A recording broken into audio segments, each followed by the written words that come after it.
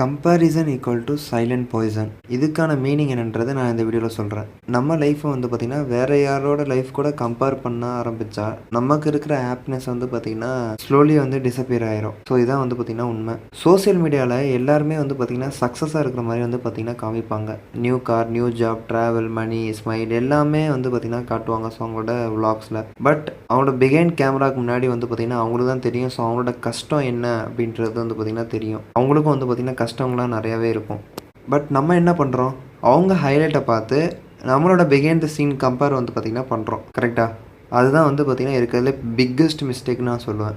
எல்லாருமே வந்து பார்த்திங்கன்னா டிஃப்ரெண்ட் டைம் லைனில் வந்து பார்த்திங்கன்னா இருக்காங்க. யாராச்சும் 22 வயசில் வின் பண்ணுவாங்க. யாராச்சும் 35 வயசில் தான் வந்து பார்த்திங்கன்னா அவங்க லைஃபே வந்து ஸ்டார்ட் பண்ணுவாங்க. லேட்டானா ஃப்யூச்சர் இல்லை அப்படின்றது அர்த்தம் கிடையாது.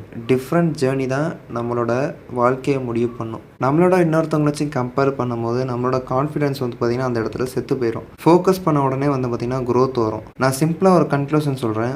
உன் ரேஸை நீ தான் ஓடணும். ஆடியன்ஸ் இல்லை, காம்படிஷனும் கிடையாது. கரெக்டாக? நேற்று விட இன்றைக்கி கொஞ்சம் பெட்டர்னா நீ ஆல்ரெடி வின்னிங்.